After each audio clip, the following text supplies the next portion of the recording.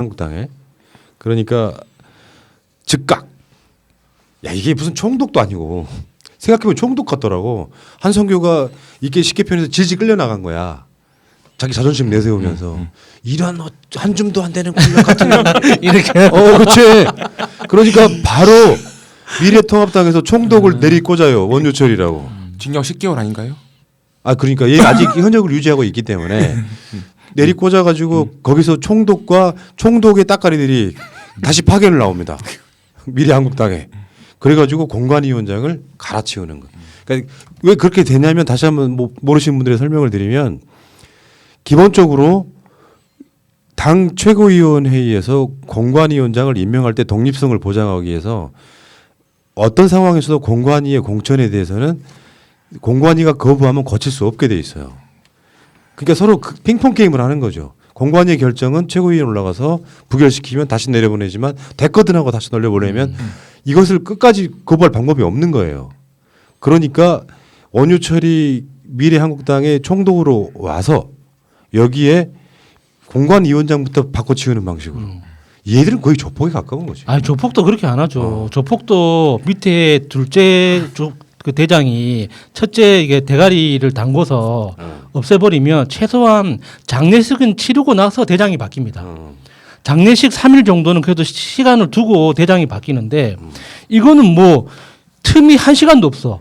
양아치라고. 한성교가 물러나니까 바로 내리꽂히는 건 이거는 지구상의 어떤 조직도 이런 식으로는 안 돼요. 어떻게 당대표가 신임 당대표가 취임하는데 전임 당대표가 물러나자마자 바로 신임 당대표가 온다는 게 말이 됩니까 그게. 총독과 그 아이들이 원유철, 정가변, 염동열, 장석춘 뭐 이런 사람들이 이렇게 쭉 내려오는 상황이고요.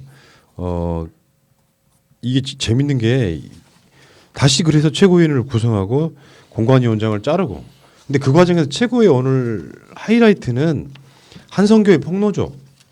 그러니까 이 박진 전 의원하고 또 그 누구였더라? 박형준 두 사람을 공천해달라는 요구를 받았다. 이게 이제 선거법 위반 소지에 있어서 가장 중요한 키포인트가 됐거든요. 이 전혀 다른 정당의 대표가 전혀 다른 정당의 대표한테 누구누구 공천해달라고 일종의 이제 뭐 청탁이 될 수도 있고 압력이 될 수도 있잖아요. 이걸 받았다. 황교안이 했던 말이 굉장히 많은 사람들을 분노시키고 있죠. 그렇지만 나는 돈 없는 일은 하지 않았다. 그러니까 어제도 보면요. 뉴스에 황교안의 멘트들을 보면은 마치 이 행위가 이거 원래 원칙적으로 그걸 만드는 애들이 편법적으로 뭔가 가장 양아치스러운 짓을 한 거잖아요. 근데 정치적 도의 이상 있을 수 없는 일이라는 등 하면서 자기 자신을 모른 채 한성교 쪽만 엄청 비난하는 거야. 이 마인드 갖고 있는 놈이니까 정당 해상도 가능하고요. 세월호 사건을 덮는 것도 가능한 겁니다. 이게 한성교가 지금 그만두고 나온 걸 저는 이거 굉장한 빅뉴스로 앞으로 작용할 거라고 보거든요. 그렇지. 여러 가지 이유가 있긴 한데 지금 두 개의 정당은 우리가 보기에 하나의 정당처럼 보이긴 해도 엄격하게 두 개의 정당이거든요. 그리고 지금 한성교가 밖으로 나와서 각종 폭로들을 하고 있고 자기가 제대로 업무를 할 수 없었다라는 부분들을 여러 번 주장을 하고 있어요. 그러니까 선거법상 타 정당의 공천 행위에 대해서 이래라 저래라 하는 것도 분명히 문제가 될 수 있지만 우리나라 정당법 제61조에는 위계 또는 위력으로 정당 활동을 방해하여 정당의 기능을 상실 또는 일시 정지하게 한 자는 7년 이하의 징역이나 3천만 원 이하의 벌금에 처하게 돼 있어요. 지금 분명히 엄격히 다른 당인데 지금 미래통합당이라는 당이 한성교라는 미래한국당을 대표하는 어떤 사람을 유형 무형의 압력 이것이 위계 위력으로 평가가 될 수 있을 정도의 수준에 이르는 것 같아요. 제가 보기에는 만약에 이 수준에 이르렀다면 이건 정당법의 61조에 의해서 굉장히 중형에 처해질 수 있는 게 돼요. 근데 지금 이 상황에서 한성교가 압력에 못 이겨서 나왔다라는 사실 이 자체가 위계 위력으로 의해서 정당 활동을 방해한 것으로 볼 수 있거든요. 그러면 아주 심각한 범법 행위가 되는 거예요. 지금 황교안이 여기저기서 엄청 고발당했어요. 이 건으로. 예. 근데 검찰이 수사를 어떻게 할지에 대한 걸 떠나서 이거 자체가 누가 봐도 이건 선거법 위반이잖아요. 왜냐하면 이게 그 압력을 당한 당사자의 대표였던 사람의 폭로이기 때문에 이게 굉장히 무거운 거예요. 그렇죠. 내가 압력을 받았다. 만약에 녹취록이 있다면 빼도 박도 못하는 상황이 생기는 거라고 보거든요. 거기다가 제일 무서운 사람이 잃을 게 없는 사람이잖아요. 한성규는 이제 기대하는 바가 없어요. 정치적으로도 그렇고 자기 삶에서 이제 그동안 연금 받아가면서 이제 노후를 보내는 것 말고는 딱히 기대할 만한 게 없거든요. 그런 사람이 있는 이야기 없는 이야기 다 꺼내기 시작하면 그만큼 큰 폭탄이 없죠. 예. 그리고 당장 녹취록보다 이게 정말 어떻게 보면 한성교가 나와버린 게 더 강한 게 뭐냐면 예를 들어서 녹취록은 너가 잘못 받아들인가 이해 잘못한 거야 이런 식으로 나올 수도 있고 이런 뭐 내용 같은 거 얼마든지 좀 이렇게 해석 자체를 바꿔서 넣을 수가 있는데 한성교가 당 대표에서 못 버티고 나와버린 이 행위 자체는 어떻게 조작을 할 수가 없는 거예요. 이거는 다른 의미로 해석이 될 가능성이 거의 없게 되는 거예요.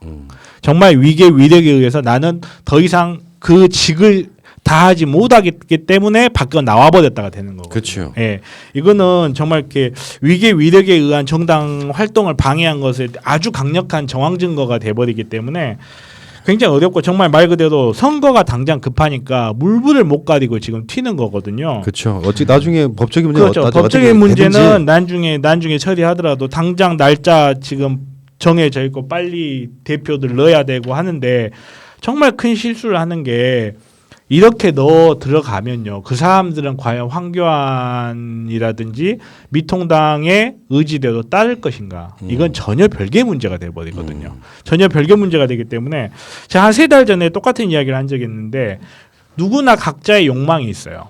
누구나 각자의 욕망이 있고 그 욕망이 표출되는 순간은 내가 힘을 가진 순간이에요. 지금 이 새로 생긴 제2정당이 다시 힘을 갖게 되면 얘네도 자기네들의 욕망을 드러낼 거거든요. 분리되어 있는 두 당을 한 당의 혀 안에 그 입속의 혀처럼 조조한다는 불가능해요. 그러니까 비례정당 하나 더 만드세요. 그러니까 그럴 것 같아. 한성규가 근데- 느낌이 친박이니까 만들 것 같은 느낌이 들어요 지금. 시간상으로는 저는 뭐 다 불가능하다고 보는데 한성교의 이 마지막 말 수정 명단 22건은 고치지 마라. 가만두지 않을 것이다. 물론 나면서 한 말이에요. 예. 그러니까 요거는 뭔가 하고 싶은 말들이 되게 많은 거예요 지금. 그리고 지금 박진하고 박형준이 지금 쌍박이 이 공천해달라고 지금 이쪽에 청탁 또는 압력을 받았다는 거 아닙니까? 나중에 박진은 이제 그게 다른 그 미래통합당의 지역구로 다시 꽂혀요. 지금 강남 쪽으로 꽂혔는데 이 과정들을 보고 있으면서 이렇게 어마무시한 짓을 해도 보통 불법이라고 하면요. 이걸 갖고 쉬쉬하지 이렇게 대놓고 서로 쌍방 이야기하지 않거든요. 얼마나 후한무치한 집단인가가 그냥 보여주는 거예요. 정상적인 정당이라고 하면 나는 미래의 한국당의 공천에 관여한 바가 없다. 이래야 되는데 황교안 같은 경우는 우리는 자매정당이기 때문에 논의는 할 수 있다 이런 식으로 법적으로 빠져나가는 거예요. 정치 쫓아요. 근데 받아들인 사람이 그걸 압력으로 받아들였다고 하면 이게 선거법 위반이 되는 거예요. 그러니까 현행법에 우리나라의 자매정당이라는 개념이 있습니까?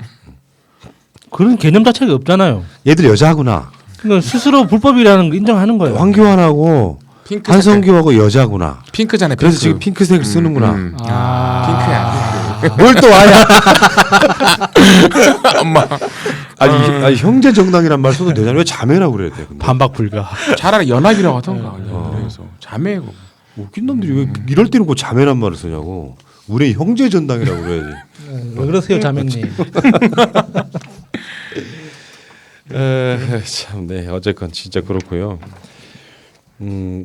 자매 정당이라 의견 주고 받을 수 있어. 그러면서 황교안이 어머 이렇게 하면 딱 어울리지. 자매 정당이라 에이그 쯔쯔쯔쯔쯔쯔쯔. 황교안은 지금 뭐랄까요? 이거는 그냥 우리가 보기에는 그냥 황교안이 지금 저당의